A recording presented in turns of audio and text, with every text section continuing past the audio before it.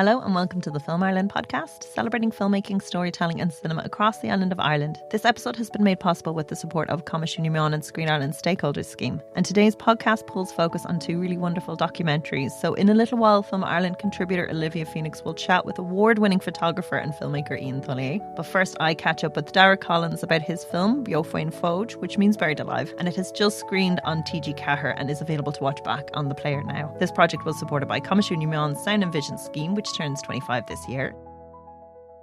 So thanks so much for chatting with us, Daire. Yeah, thanks for having me on.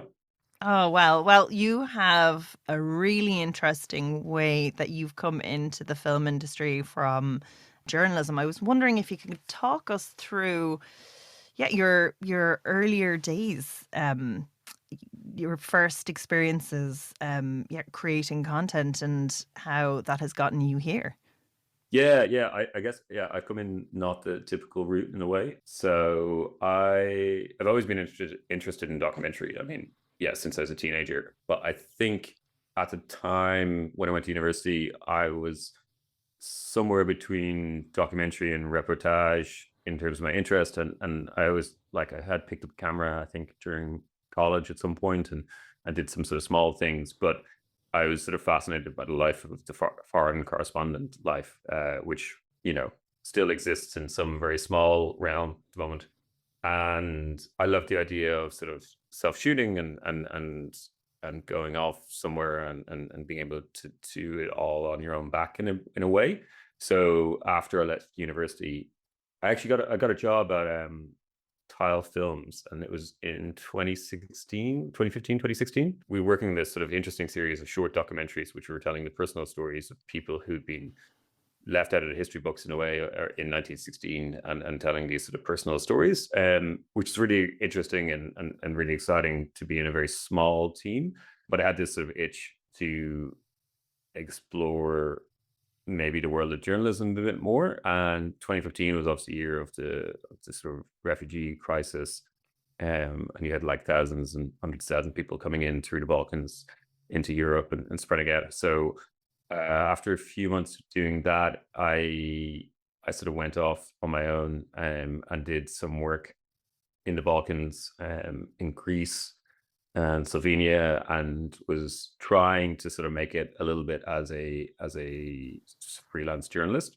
Wasn't massively successful, but had a really interesting experience. You worked with Channel 4 News, BBC, HuffPost, that was a little Al bit Jazeera. So was it okay? Yeah, I was yeah, like, yeah. I don't think that's trying. No. So that was one part of it, and then I was briefly also in West Africa for a bit, trying to do the same thing. Ended up shooting a lot of restaurant content, bizarrely. So I was just trying to get any work that I could.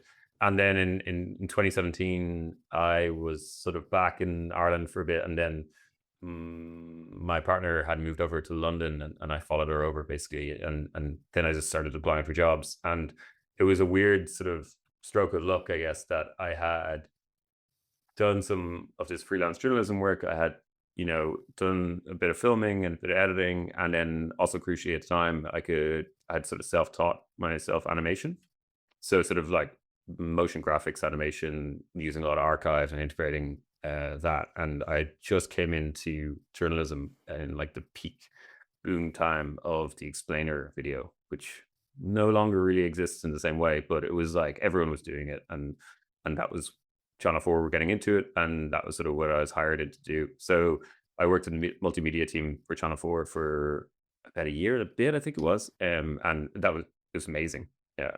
Just to go back to your work, because I know Buried Alive and like a lot of your other projects, you have this interest in theme, and I love that you identify it straight off the bat in some ways, that you have you really like to explore the concept of legacy. And I was wondering if you could just talk to me a little bit about how you, at these moments when when you're overseas putting together packages, when you're watching, say, big broadcasters put together news, how are you sort of formulating your own voice of telling story and putting things together, and what's that element of your journey like?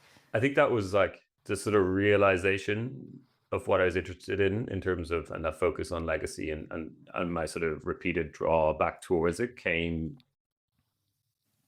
more recently, or it was like in the process of looking back, I guess, as my career has gone on a bit. What were the stories that were popping up for me, and one, like, what were the things that were getting me excited? I think I really struggled. I think I struggled actually in journalism, especially in sort of TV journalism world, of the speed at which you tell stories and then move on.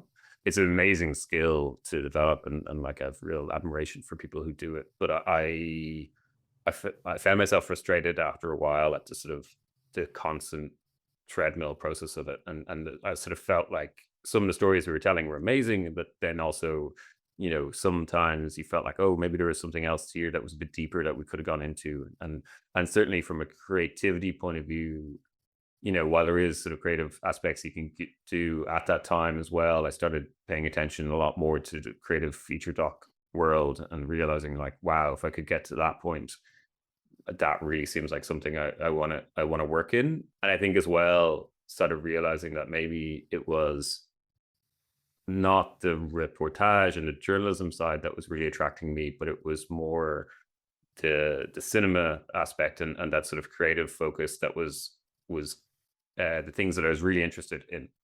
So I had, like, I had some really good luck getting the job at Channel 4 News, and then, kept working there for a while, then sort of went freelance for a bit. Then I did a great stint at HuffPost, which at the time had just got a lot of money sort of pumped into it. We were making this series of short docs around the UK. So I traveled all around the UK for maybe 9 months with a decent budget and a really good crew. And I was a DOP on the series, and we were sort of shooting these, somewhere like 10, 15 minutes long, really interesting stories about social issues. And they were able to go a little bit deeper into people's own personal experience of it all. That was like a little bit separate from the news, or at least it's not the day-to-day news packages, it's the longer pieces that they were sort of reflecting. So that was really sort of, again, another sort of experience of that. And I picked up so much working with that team and learning alongside them. And some of the people I was working with there were really experienced in the industry, and then also have became and remain some really good friends and collaborators of mine. And it was after that, I guess, that I realized that, okay, yeah, I want to keep going down this sort of route of into longer and longer form. And I started trying to develop a feature doc that never quite got off the ground, but it was actually, in hindsight, in this sort of similar vein to some of the other stories I'm working on now. But that sort of idea, which was about it's a great story about a Romanian rock band from the Cold War who fled Ceausescu's Romania by hiding inside their amps. But they left one person behind, and he became the sort of major pop star of 1980s Romania. And while the rest of the band fled to Western Germany, and they had sort of ended up there in not quite poverty, but like sort of forgotten. They didn't sort of reach the level of the Beatles that they thought they might had they gotten out of Romania. So there's a similar theme going through, and that's sort of why I realized, looking back, that this is a sort of same thing that keeps interesting me. But that allowed me to go to some development programs and basically to some festivals, and opened up this whole world of feature docs, and made me realize that, like, oh, maybe it's actually possible to do this. And was sort of like a start of a crash course, or start of a crash course of my own film school experience in some weird way, without going to university for it. Can you tell me a little bit about for emergency use only? Yeah, so just around the pandemic, I think I had been thinking about it beforehand, or around the same time, but I sort of had this idea of looking back in a way that I guess a lot of people do with their first films, on sort of my own experience, and nothing massively dramatic happened to me, but I had this really vivid image of being terrified of a nuclear explosion traveling across the Irish Sea and wiping out Dublin. Because when I was around 8 or 9 years old, there was this everyone in Ireland was given these sort of iodine pills by the government, and it was sort of a bit of a farce because they only lasted for 18 months or something, and then they were out of date and they were never given out again. But there was this big fear around Sellafield nuclear power station on the west coast of England, and the danger posed to Ireland. And I was thinking about it, and the pandemic obviously raised up this sort of mass fear and worries around these sort of big events in the world anyway. And I started looking into it more, and then realized there's this fear that I had as a child all came about because of this one radio interview where a minor government minister sort of said on air that, oh, well, yeah, well, of course we'll be distributing iodine pills to everyone. And it was not part of a plan. It was just this, thing that got picked up in one interview, and then it got spread to another newspaper. And then suddenly for a week, everyone was talking about it. It was on Liveline, and it sort of exploded into this story that sort of then had this impact. And I think adults at the time mostly thought of it as a bit of a farce. But as a kid, it really affected me. And it sort of linked in, I guess, at the time around what children were thinking around a pandemic. So that all sort of formulated together alongside collecting other people's childhood fears. I sort of realized when I was talking to people that every time I had a conversation with someone, they would tell me a childhood fear they hadn't really told anyone before, because they're no longer afraid of it or no longer worried about it. It's a bit of a funny thing, but a lot of people have these like significant memories of being terrified of one thing as a kid. So the film became sort of partly like my own personal exploration of that fear as a child, and then also others of my contemporaries around the same time, and then also an examination of what the children during the pandemic who were 8 or 9 years old were also going through. And it was a pandemic that gave me the lack of work, I guess, to and time to make it. So it was sort of quite nice making like an archival piece and sort of self-organized. I was working with Matt Deegan, a producer in the UK who I'd known and done some bits with before, and we'd been developing this idea. And then it was a long process, but eventually we got the New Yorker on board, and they paid for production or the post-production costs of it all. And it was in 2021 or 2022, I believe it went out, and it was great. It was amazing to sort of have this piece of work go out on a site like New Yorker and to go through their rigorous and incredible fact-checking experience, which I'd never seen the like of before or since in terms of how detailed they go. But that was really cool. I think it was great, but it was also an unfortunate time for everyone, I think, to be releasing films. In some ways, I was glad just to be releasing a short and having a good platform for it. But film festivals are struggling to figure out what to do. Everything was online, so it wasn't really sure. I didn't get that experience, I guess, of going around to different festivals and stuff afterwards, which is a bit of a shame. But it was great that it had sort of a life online, was able to be seen. Did you find then it was a bit of a vacuum that you didn't get that immediate audience response? Yeah, in a way. I think I didn't get that in-person feeling until actually this year, to be honest, because I started working on sort of feature ideas after that, and things took a while to make my next piece of work. But yeah, I had like a nice reaction from people seeing it on New Yorker and contacting me and sharing their own childhood fears, which is very sweet. But it did sort of feel like, oh, okay, what's next? And I think in some ways as well, it was like, not that we got lucky, but like it was a long process to get the money in to finish that. And then it was like, where do I go next? And what is the next step in the career? And I think it was, there isn't really funding for short documentaries at the moment. There's, there was the Real Short scheme for documentaries from Screen Ireland, but that's sort of being postponed, or it's on hiatus at the moment. So it sort of felt unclear as to where do I get funding for something, and where do I go next? So I started then working on developing a feature idea, and because I had previously had a good experience at some development workshops, I reckoned that was like a good thing to follow through on. So I started applying for different things, and I got into Doc Campus, which is a German-run organization, which brings you to different European festivals. It's about 15 projects every year, and I did that in 2022, and it was fantastic. It was such a good experience to be part of a cohort of people all trying to make their first or second feature, and to be brought to different festivals and to be shown around, and to understand the industry as well. And that was really when I started realizing, okay, there's a business element to this as well, and you need to understand where the funding comes from, and in order to get something made, it's not going to fall in my lap.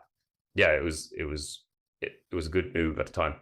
So, Beo Faoin Bhfód, was this the project you were developing around those and pitching at that point, or was the story of McMeany something that came later? So the story of McMeany actually came much earlier during my time at Channel 4 News. I found the archive of Mick being buried in Kilburn. I think it was 2018. I was like working on something completely different, searching for some archive, and I just found this on the AP archive website, which we had access to, and I was like completely astounded at how amazing this footage was, that I'd never heard of this event, despite living in London, I guess, and I never really heard about Mick and being buried alive, or anyone else being buried alive. And I remember that afternoon, sort of when I found that first clip, I spent the rest of the afternoon searching through all the archives and like saving off footage that I could find and put it on a hard drive and sort of kept it there. And I was like, okay, someday I'll do something with this. But yeah, it wasn't until sort of 2022, late 2022, that I really started working on it. So this wasn't a project that I was developing in these workshops. This Beo Faoin Bhfód came about because a good friend of mine, James O'Brien Moran, who's the producer and editor of Beo Faoin Bhfód, had recently started moving into wanting to produce more creative documentary, and he'd been to some meetings with TG4 and some events, and they were on the lookout for some new talent. And it was sort of we were just chatting one night, and I was like, hey, I have this idea that, like, I've been sitting on for ages. I'd love to do something with it. It's a really nice archival film in there somewhere.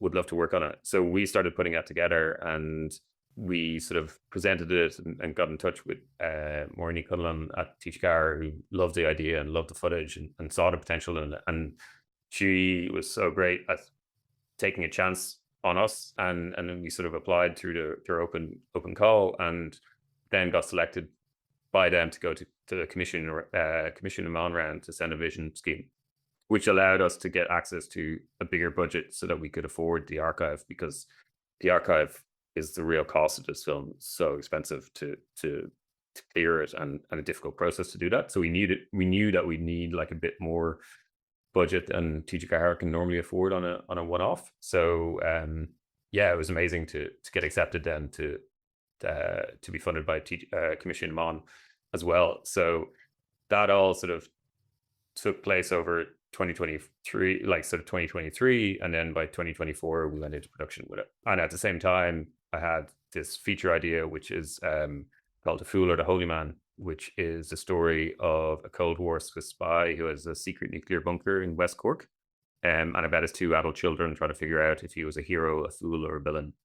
And that project was going on in the background, and it needed a much bigger budget. It was going to be an international co-production, so I knew it was going to take longer and consume more time. And just in order to try and get the development funding initially and then the production funding, it took a while. So those two projects were going on concurrently. So they were going along, and the animation and other elements, are you working on them yourself as well? Yeah, so we did with Beo Faoin Bhfód, it was a very small team who worked on it. I directed it and did all the animation, and then James produced it and edited it. And we had Saad Devlin, who was a co-writer on it, for the sort of voiceover script as well. And we had assistant producer working on it with us, Nipa Sodi, as well. But it was very much very small team doing everything, and it was a massive learning curve. Neither of us had sort of made anything longer than 20 minutes before, and we knew that we weren't doing it the sort of traditional way, but we felt that best use of money was to lengthen the amount of time, I guess, that we could spend on this, because we had this amazing archive, we had a good story through Mick's burial, but there was also so many other aspects of this story that we could have gotten down. I'd actually filmed with one of the only other people who was left alive at the time who had buried himself alive, which was a guy called Jeff Smith, who was up in Nottinghamshire, and he buried himself alive for 147 days in 1999.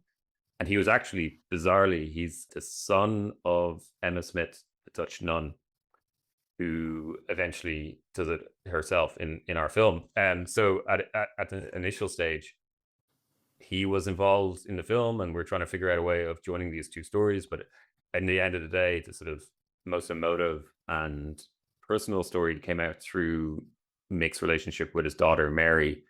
And over the time of the year of making it, it was quite natural in the end that it really felt like, okay, this is where the film is going, and this is what we need to focus on. So we sort of pushed the other things away in a way, and then really honed in the focus on Mick. And we had some great sort of advisors and mentors on it as well. So Luke McManus was our exec producer, so he gave us some really good feedback on some edits. And then I was also doing the Screen Ireland mentorship scheme. So at the time, and Emma Reynolds was my mentor, who's a fantastic director and editor. So she was able to give us some incredible advice and feedback on our cuts. So we really made it in a slightly like scrappy, small team way. But and I'm not sure if we do the same approach again, but definitely we learned a lot from it. And yeah, it was fantastic sort of experience in the end.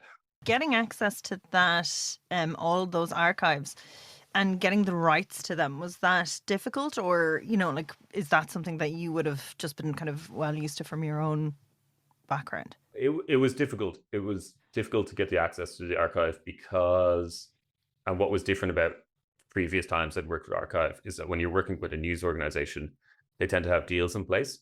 So you can use it pretty much freely, not always freely, but they have access a certain amount of archive within their sort of their ongoing deals, and you can use it as you wish. And then some things, yeah, if you really needed a photo or really needed a clip, you could pay for it. But that was the world in which I was used to working in. We had a little bit of experience with it for emergency use only, but Matt Deegan, the producer on that, really sort of led the charge on that. So it's just really in the background. I knew going in it wasn't going to be simple, and I knew that I wanted like this huge, wide-ranging archive. I think we had archive from like 15 or 20 different sources. I don't think I realized at the time how much extra work that would involve, sort of like clearing each individual piece, because the more sources you have, the more work it is to clear it.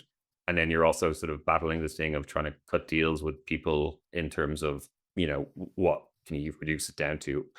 I think it's an ongoing issue in terms of it's a real shame in a way that there's a lot of amazing films that could be made that can't be made because the archive is too expensive to clear.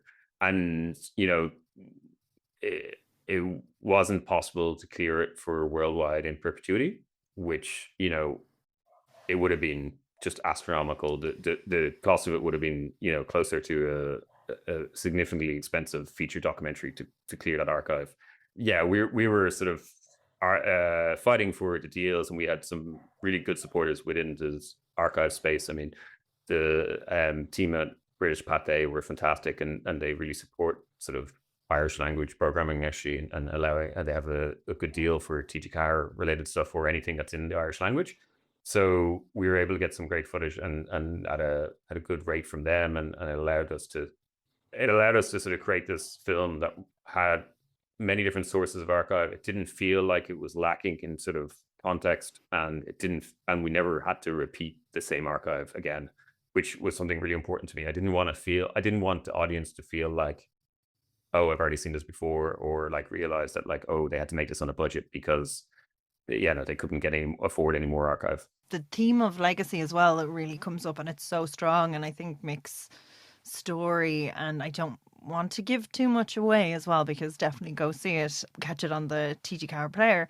But one of the things it does touch on, and I think it's very, very timely at the moment, specifically because of the kind of rising of the far right. And one of the things it captures so well is, and through the commentary of the news readers and how Irish were seen and treated back then, and that sort of infantilization and that bigotry that was faced there. And like, in some ways, those attitudes now have sort of shifted into the new, towards the kind of more recent immigrants and like deep held racism. And I think that's something that's very, very interesting. Was that very conscious in your mind as you were going through it, or was, you know, that's just one of the things that were naturally picked up in Mick's story? I think when we started focusing on Mick, and I think it came through in the like archive. Even I remember at the start when I first watched the archive, the sort of condescending tone of the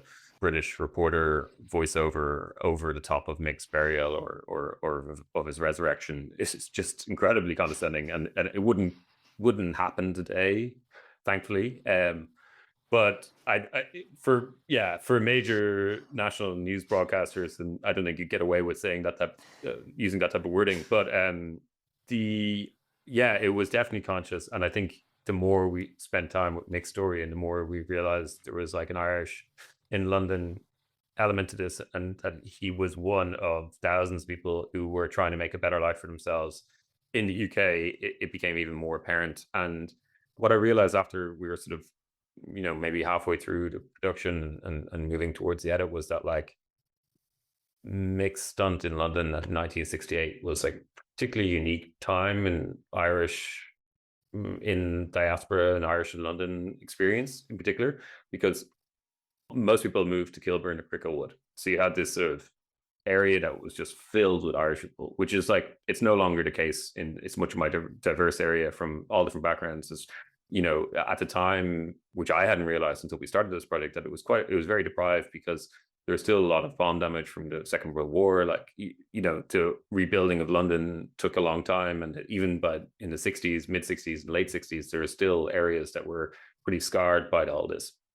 So amongst this, you had all these Irish people living and working there, and this incredibly like fascinating community abroad. But in 1968, the Troubles hadn't really broken out by February or March anyway. So the relationship between the Irish and the British state and the British people was a little bit different than it would be later on. So even though they were, looked down upon in many ways, it was going to get a lot worse for them in the next few years.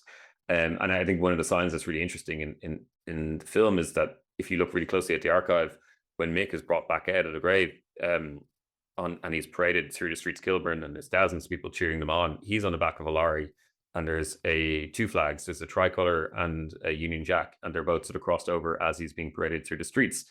The relationship wasn't exactly actually what I expected it would be, because what comes later, and the experience that these people would have, and sort of the attitudes of the people in London would shift even more strongly against the Irish community. But it was so it's a fascinating sort of snapshot at this very particular moment in time. And I think actually, Mick being famous and on TV and covered in the newspapers, I don't know if he would have been as famous maybe 2 years later. There would have been a different attitude towards covering his story potentially. And all of these kind of hard-learned lessons, I suppose, like in delivering something so long form and working on something for such a long time, what are you bringing now into the Fool or the Holy Man? Or like, what is it that that you're now taking into telling this story? And if you can just tell us where that is. We're currently in production on the Fool or the Holy Man. So we've shot about 25 out of 35 days, and we're just starting the edit as well concurrently now. So it's all in the middle of it, hoping for sort of aiming to finish up by next October or so. So it's a really exciting time to be in, and I don't know, I've just learned so many lessons from the experience on Beo Faoin Bhfód. I think the Fool or the Holy Man is a bigger team. There's sort of a bigger budget in place, so there's more steps, and there's more people around me to help me, which is great. But I think as well, it really, the experience of doing the sort of scrappier version of Beo Faoin Bhfód was really solidified the understanding of story and the importance of story in the documentary. I think even through the creation of suspense throughout the film and trying to understand the timings and different versioning of like, where do we put what point, and where do we bring the audience here and there, that was sort of something that I learned a lot about and was able to take, I guess, in the earlier stages of production and even in pre-production. I had just had that experience with Beo Faoin Bhfód, so I was like, okay, we know where we need to bring the audience on this journey a little bit more. I mean, it's documentary, so things change as you shoot them, and it's very hard to write it and have it exactly the same as it is when it comes out or whatever. But it definitely helped me avoid some pitfalls, I think, that I would have had I not had that experience. Yes. And finally, what would you hope the takeaway is for anyone watching Beo Faoin Bhfód on the player? What would you kind of hope that they would get from it? What was your intention? Mick's story has been covered so many times in the past. It pops up quite frequently on news sites, and it's recycled, and it's the same photos and same story told. And I think there's a deeper, sort of more universal idea going on behind Mick's world record attempt of being buried alive for the longest time, spent buried alive. I think he was searching for fame and fortune, and it probably isn't the way that most people would do it, or the way that anyone should do it.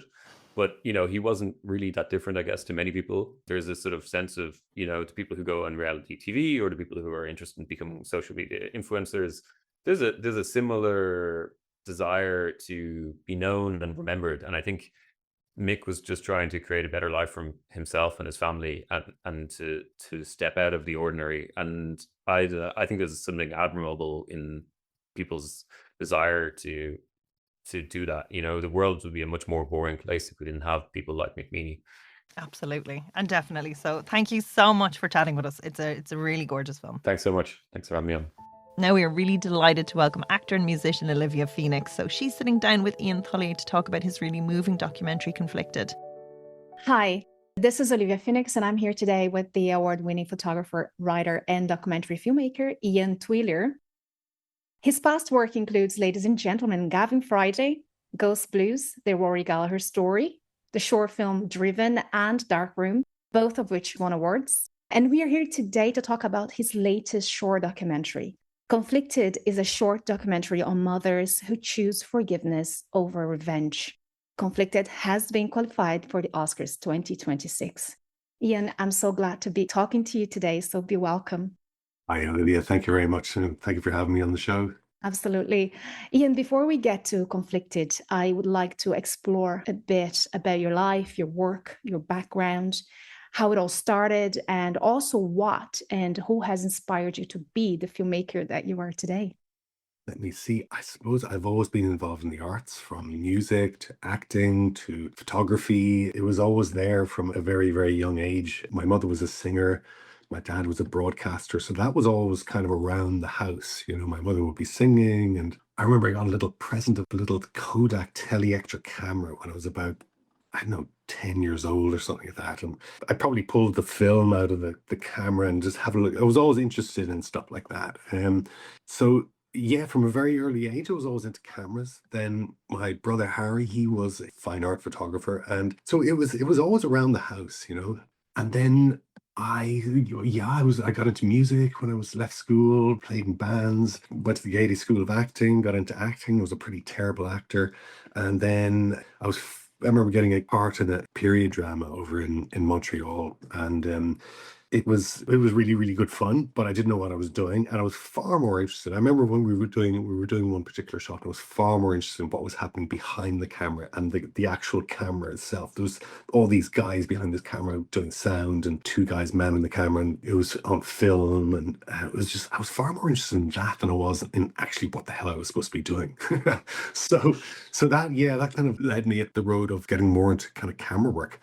In 2000, I made a documentary. I started to make a documentary about my late brother, Harry. And I went and got a Canon camera, and I kind of had an idea about composition and lighting and all that kind of stuff. And I went over to America, filmed a bunch of his friends over in France and Ireland here. And I basically compiled this documentary. And I had all his body of work really here back in Ireland. And so I started learning and teaching myself how to edit, and it was a really slow process, a really long process. I made a lot of mistakes, but I think it was on Avid, which I wouldn't know my way around now, to be honest with you, to save my life. But I started editing. I think it took me about 2 years to make this documentary, and it was an hour documentary. And after a while, you get the hang of it. And of course, you pull in a lot of favors, ask people to come in and have a look. What's their opinion? Am I doing this right? And people were very kind to me and helped me kind of, in a way, structure it and put it together. And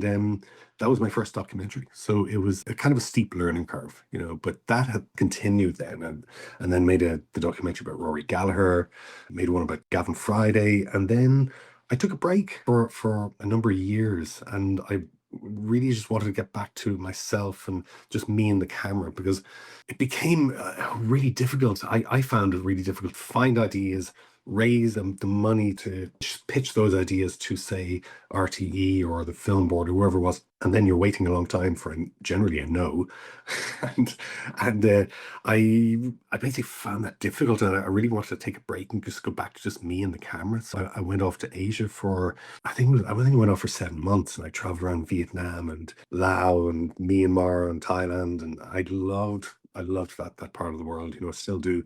But I came back with an exhibition from Vietnam, and it was called Vietnam 40. And I had an exhibition in Dublin, and it was basically, I happened to be there 40 years after the war, after the end of the war. So it was really about people and place, the Vietnamese people and these places, this beautiful countryside, which, was part of a war, but now is an extremely beautiful place, and beautiful areas. And I came back, had that, and then got into food photography, got into Formula One photography, and went around 2 years traveling around shooting Formula One, and that was kind of fun. And then I got bored of that, and then I put out a book, the Vietnamese stuff. So I've been constantly working on stuff. Did food photography in Montreal there. I lived there from 2017 to 23, I think it was. And then I came back, and I was chatting with an artist called Guggy, and I'd known him for many years, and we just got chatting about doing a documentary, and we decided, well, yeah, let's do a documentary. And it was just me and him and the camera. It was a very easygoing process, and I've literally just finished that, and that's going off to Warsaw to do its post-production, its audio mix, and its color grade, and then hopefully going out to festivals pretty soon. So that's kind of where we are. Very good, very good. I actually did not know about the virgin prunes, and I actually just found out about it because of you. So thank you. I'd love to explore more about Googie's work. But what was that process like to film that documentary? Oh yeah, it was great. It was great fun. I mean, look, I'm really, really interested in how artists create. I love the whole creative process. I love capturing the creative process. It's a really wonderful thing to see somebody working on a canvas from beginning to end. I mean, I would go in and I would catch stages of his creativity, and I love it. I love seeing that. I love seeing that process at work, and Googie's a very, very easygoing guy to get on with. He's just very welcoming, and yeah, well, I think we had a lot of fun doing it.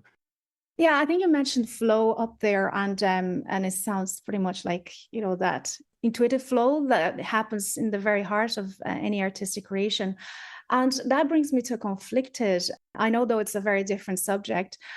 Did you find that flow when you were, let's actually start from the beginning, because we need to know what Conflicted is about before we get to the creative flow of it. Okay, well, Conflicted in short is a story about two mothers who chose dialogue over hatred.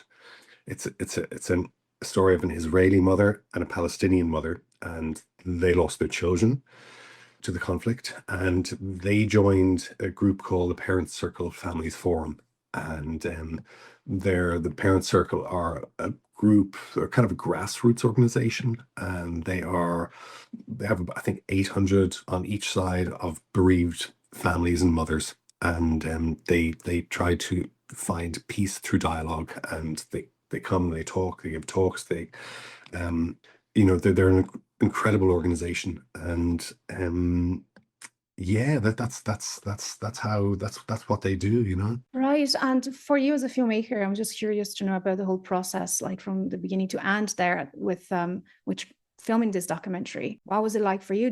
What did you bring over with you? Was it some cameras, some equipment? Talk to me about that.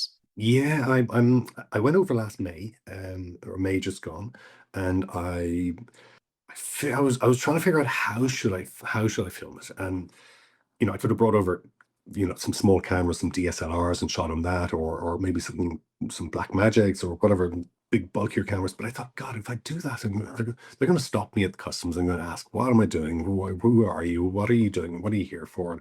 And maybe they might let me in. So it would be a wasted journey. So I decided I was going to shoot on two iPhone 15 Pro Maxes. I kind of did a search on YouTube and checked out other films, and I thought, oh yeah, these could work. These cameras look good, you know. So I got a bunch of anamorphic lenses, got a microphone, the wireless mic system and stuff, and tripods. Stuck them all in a bag and I just headed over, and got over there, and I pre-arranged obviously with the parent circle to meet the two women, Layla, Palestinian mother, and Alana, the Israeli mother. And I got over there. We arranged the time when to shoot, and had to get from Tel Aviv to wherever they were, Jerusalem, and then West Bank and Beit Shelah. And it was it was great. They were amazing. They really did trust me with their stories, and that I wasn't some idiot coming over and who didn't know what I was doing. Thankfully they trusted me with their stories, and they were so open. They were so good. Yes, it sounds great. And also it looks beautiful with only the amount of equipment that you had. And you captured a pretty special moment between these two women who has never met before, only through a Zoom call, apparently. So what was it like for you to be in the middle of them doing that work? It was very special and a little bit strange. I felt like an intruder, like a peeping Tom or something, Yeah, they had only, Leila and Alana, they had only seen each other or spoke to each other before through Zoom and the Zoom calls and things like that. And they had never actually physically met. So this was the opportunity for them to come together. And I'm glad to say the documentary brought them together. And when they met, it was really emotional, because they were emotional, and that feeling was transferring across and transferring out, and I really felt like, God, I shouldn't be here. I should leave the two of them to it. But yeah, it was a wonderful experience. It was a lovely thing just to be part of that. Yeah. It sounds lovely as you put it, but being in such a territory like Jerusalem, what was the atmosphere like? What was did you feel a little bit of a danger going on there, or was it an unpredictable space to be in with everything happening? What was it like? When I landed in Tel Aviv is a very young, vibrant city with lots of cool coffee shops, and it's right on the sea, and people have gone down the beach. And I didn't tell too many people I was Irish, because I don't think were really liked over there, because of our objections to things. And I chose not to tell people that I was Irish, and I chose not to tell people really what I was doing there. Just told them I was traveling, or I was coming over for a holiday, or whatever I was able to say. Yeah, it's if you spoke to anybody about the conflict, it was a real conversation killer. Nobody really wanted to talk about it. They want to, go to the beach and, not really worry about what was happening 30 kilometers down the road. And then when I came to close to Jerusalem, where I filmed Ilana in her house, I remember arriving in, and then there was this huge rush of a noise that came over the house. As I came in, I stopped in my tracks. I said, well, what's that? And she said, they're the jets.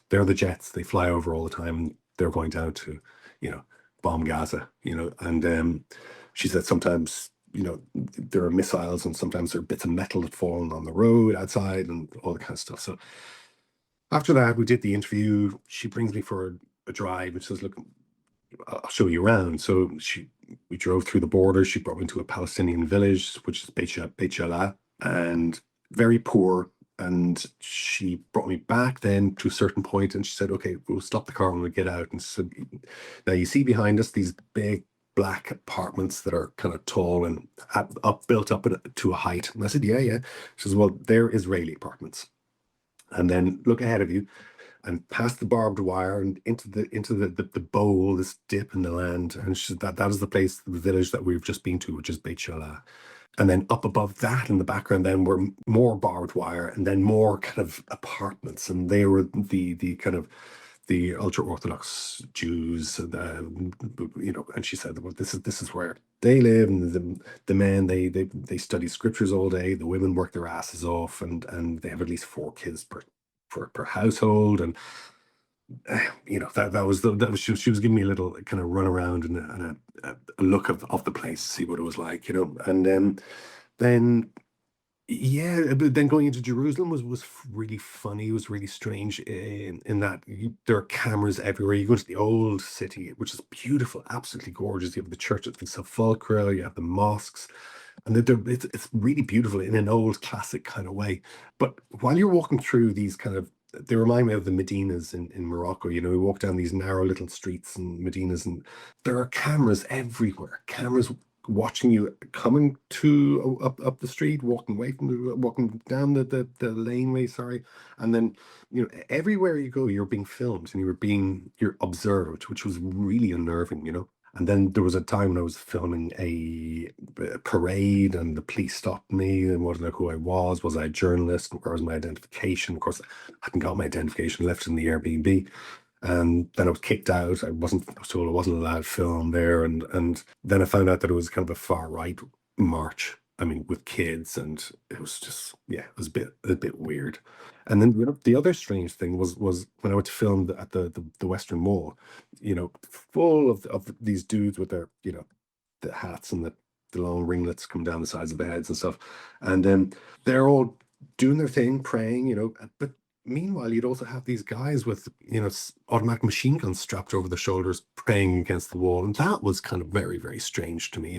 Like going to prayer with your gun strapped over your shoulders. I just found it really, really, really weird. Absolutely. And I think in the documentary, you actually show as well something that I find very bizarre, like Israeli children operating these large weapons, which is really sad. And but again, it reminded me of the similar scenes that we see in parts of America. And it made me wonder such parallels exist, and how this, in a way, has become so normalized, which is really weird to see children. Yeah, I think it's called Jerusalem Day. And Jerusalem Day is a military day, and people bring their families out to climb all over the tanks and have a look and see what guns there are, and I suppose it's everybody's conscripted at a very young age over there. It's bringing them in and showing them from a very early age what it is that the IDF is, what the army is about. The military might. Right. Because this is such an incredible, sensitive subject, how did you approach telling the story in this documentary without falling into political lines, for example? Well, the film's really about Layla and Alana, and it's about grief, and it's about loss, and it's about the parent circle, and trying to find peace through dialogue, through talking, because as Alana says in the documentary, nobody listens when you yell at them. In order to find peace, you've got to listen, and you've got to talk, and it's difficult. Everybody has a story, everybody has a reason to be angry, but it was really looking at this difficult conflict which has been going on for hundreds of years, and it's just I'd been seeing so much footage on the phone, and on the news, whatever, just awful looking stuff, and I didn't want to kind of go down that route. I wanted to kind of tell a different story, find a different story to tell, which was, it's equally as difficult, to hear about mother losing their children, and so yeah, I'm very, very lucky that I found these women, and they trusted me with their stories. Yes, they're doing beautiful work, and I was so glad to find out as well that the organization was funded in 1995 by a man who lost his son. But now the women are full force with it. So yeah, and it's like Eilert, who was a lady in the documentary. She said to me at one point, she said, women should be running the world. There should be more women running the world, and she's absolutely right. There should be more women in positions of power. It's the world is run by men, and it's always war, and it's there should be more women in positions of power and more empathy. Maybe we wouldn't have so many wars and so much pain. Yes, and there's that moment that's incredibly powerful as well in the documentary, where there's a woman teaching young men about anger, about seeing the humanity of the other person, and showing how understanding has to come before reaction. Yeah, well, I think women are more empathetic than men. They give life. They I think they're better at men at subduing situations, for sure, So would you say that was it tough for you to be there for 2 weeks in a row? Was it mentally taxing? Was it emotionally taxing, or was okay? Or No, definitely it was tiring, taxing, absolutely, yeah. yeah, like in any documentary that one makes, I mean, research is a big thing. What was the research part of the documentary for you? The research was basically, well, I spent an awful lot of my time contacting the parent circle and trying to figure out what exactly I was going to film over there. I mean, I knew I was going to film the two mothers, but what else was I going to film? How else was I going to balance that out? I then found a rabbi when I was down there, and to try and balance things out, and it had to be a balanced rabbi's approach. So yeah, to have to find people it couldn't be just two mothers just all the way through just talking about grief, and then obviously I needed B-roll footage. I needed footage of, I mean, I filmed so much stuff down there that I haven't used. That is just, it's part of filmmaking, isn't it? But it was a lot of kind of defining it as I was going along, because I hadn't quite had it all. I didn't quite have it all worked out from the moment that I was going over there. I was still shaping it and wondering, okay, how am I going to do this? I was still wondering what to do with it, basically. And I was just, filmmaking, that's one of those things you go along and picking up little breadcrumbs here and there that are leading you somewhere else. And yeah, I was kind of lucky in that all these things kind of came together to formulate this beautiful film, the story. Right. And was there a moment that stayed with you in conflicted while you were there? Like just Yeah, I mean, the moments that stayed with me. I mean, one of the strongest moments, I suppose, was when Ilana and Layla met. That was a really strong moment for me. That was beautiful. That was one of the best parts of the documentary was being the catalyst, or to bring those two people together. For this documentary, that was great. Yeah, and I guess there's a part in the documentary where they've just met. They're talking about their children. They're lost. They're talking about what age. I think Layla's talking about what age her son would be now. She imagines, because he died when he was 4 months old, and both their sons were born in the same year. So Ilana's son died when he was 20. So Layla's son would also be 20, and she was also imagining what would he be like now? What would he look like? What would his friends be like? And then they there was a moment, there was a pause, and they touch hands and they hold hands, and it was just, that was heartbreaking. That was really, really tough. Yeah, I felt it on my skin right now because I remember that moment, and I was crying throughout the whole documentary, I have to say. So you have described Conflicted as a story about grief and peace, but could it also be seen, of course, and I think it is, about searching for meaning and reconciliation, both personally and collectively? What do you think about that? Yes, it could, and it is. If you can see the courage that these women have to forgive when they've lost so much, that is something incredible to be able to take into your own personal life and bring into your own everyday. Somebody asked me, they said, the ceasefire that's happened now, will it lessen the relevance of Conflicted? And I thought about that, and I thought, God, could it affect it? I thought, well, actually, no, it really it deepens it. It does, because it's about the human courage it takes to forgive and to reach across the divide. And these are stories that make peace possible long before any political agreement is signed. Yes. Eyelet in the documentary, she says something that she says, like, change will be painful, but no more painful than the war, And do you think the documentary in general has a special role in playing, in healing and understanding conflict? I do. On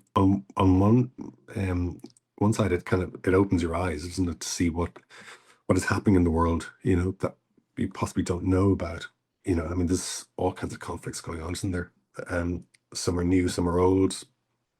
But documentary making, documentaries, they open our eyes. I mean, even to history, to look back and the horrors of past wars. I suppose they help you learn, don't they? But do we learn? I don't really know. Have we been learning? I'm not too sure. But I think that's what they're supposed to. They're supposed to teach us what's been going on in the world, the mistakes that we've made. It's up to us as human beings. We want to continue making them. Yes, absolutely. Conflicted has such a strong message, so it will stay with us. And I mean, the more we hear, the better. But let's talk about the whole process of Conflicted becoming an Oscar qualified. Let's talk about that. How did that happen? How did that come about? So exciting. When I finished editing it, I shot it in May. I started shooting in May, came back, started editing it and putting it all together and shaping it up. And by the time I'd finished that, it was kind of, it was around September. And then I'd missed all the really the good festivals, and I was thinking I'm gonna have to wait and put them in for next year and all that kind of stuff. So, and I then sent it to Screen Ireland. I sent it to Niamh Fagan in Screen Ireland, and I said, look, what do you think of this? And she came back and says, look, this is really Oscar-winning material. Have you thought about putting it into the Oscars? And I said, well, kind of in the back of my head, I was thinking, yeah, maybe it's a nice thing to think about, But here was somebody actually saying, look, this is pretty damn good, So I got onto a cinema theater over in LA, and they said, "You sure? We'll play it for a week," and got it in there, played for the week, and then got it into the Oscars, into the qualifying, and then after that, then it just won their best short documentary at the Montreal Independent Film Festival, and now it's in the process of the voting will start in the Oscars, I think December 8th to the 12th, and then the shortlist will be made December 16th. So we're gonna see how it pans out. You never know. It'll be great for it to get through. Absolutely. You said it all started backwards, but I think you have created something so meaningful that doesn't obey any process, I think. It's a really strong message. I think this is a lovely way to finish our interview. But before we finish, I want to ask you to capture the heart of Conflicted in one line. What would it be? What would you say? I would say Conflicted is a story about two mothers who chose dialogue over hatred. Very good. Very good. So thank you, Ian, for bringing the story into the world. We really needed, empathy, survive any division, any conflict. So thank you, Ian. Absolutely. And thank you our listeners for being here today, and stay tuned. On the 8th through the 12th of December, the Oscar qualifiers will take place, and let's root for Conflicted. Thanks so much, Ian and Olivia. Thank you so much for listening. So make sure to like and subscribe to Film Ireland wherever you get your podcasts, and check out filmireland.ie for even more news, reviews and articles.